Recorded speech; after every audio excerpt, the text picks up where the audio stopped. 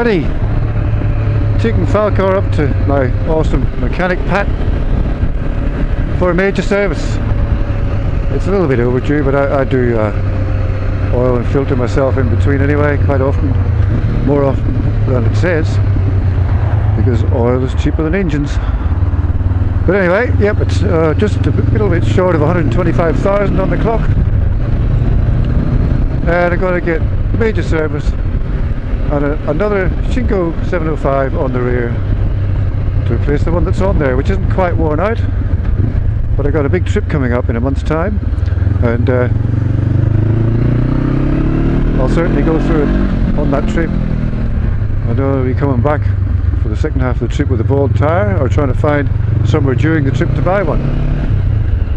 So, and actually, by the time you're watching this, I think I'll probably be out on the trip. So where am I off to this time? Well, I'm not going to go into central Queensland like last year. I loved that, but it was just so time consuming. So much wear on the bike. I mean, you know, nearly 4,500 kilometers. A lot of it at high speed on highways, churn through the sprockets and chain and the tyres. Like, you know, this tyre was brand new for that trip, and 2/3 of the wear happened on that trip. But yeah, I'm going south this time, and I'm going to just zigzag between the coast and the mountains, up and down the Great Dividing Range like a yo-yo, which is my preferred method of travel. I'm going to go quite a lot of new places I haven't been before, new roads, especially new real back dirt roads that I've managed to dig up a few.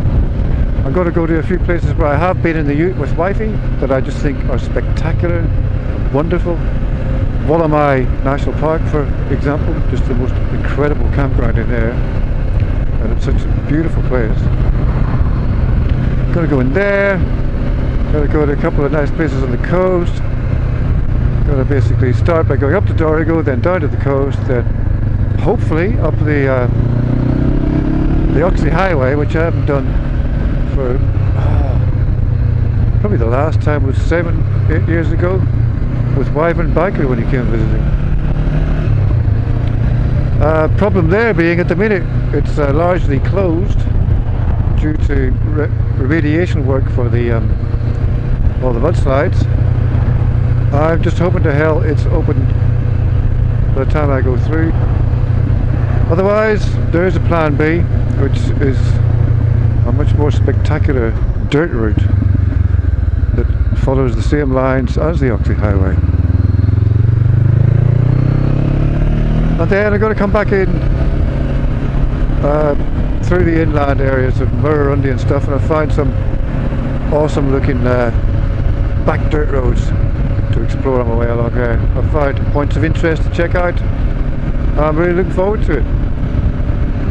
Now, of course, these days it's all dependent on the frickin' weather, which can cause everything from fires to flood. Sometimes both at the same time, mysteriously. So we're a month out.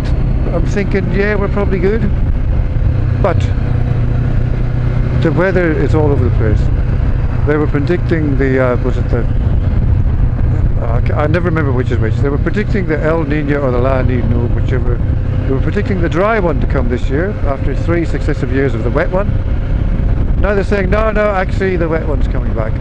Sorry, the weather's broken. We don't know how to do it. You right there?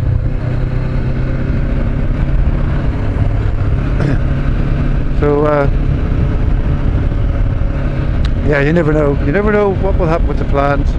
I'm hoping they'll come to fruition. I'm really looking forward to it. I've planned stuff that I really want to do. But you know, there's always an ability to go to plan B. I'm just hoping it's not plan C where I don't go at all because there's too many natural disasters going on. That'd just be too disappointing. So there'll be probably half a year's worth of videos come out of that, like last year. But you know, that's good. I have a very busy life these days. I don't get to tour and go on as many adventures as I used to. So I try and get as much as I can out of the adventures, especially in terms of different videos, different styles of videos, you know, explorations, campgrounds. I'm going to start maybe making a series on rest stops and lookouts, which there'll be plenty of along the way. And you know, I've had a lot of feedback from viewers who say when I do that sort of thing, it's really good. It helps all sorts of people, not just motorbike people, but anybody who's going to go travelling around Australia to see what something's like before they go, to check out whether it'll be good for them. So yeah, looking forward to that. And here we are at Pat's. Leif Falkor in his wonderful care. After all, he built Falkor from the ground up when it arrived in a packing crate all those years ago. Radio. Cheers, guys. Be safe, be happy. Hopefully I'll catch you on the next one.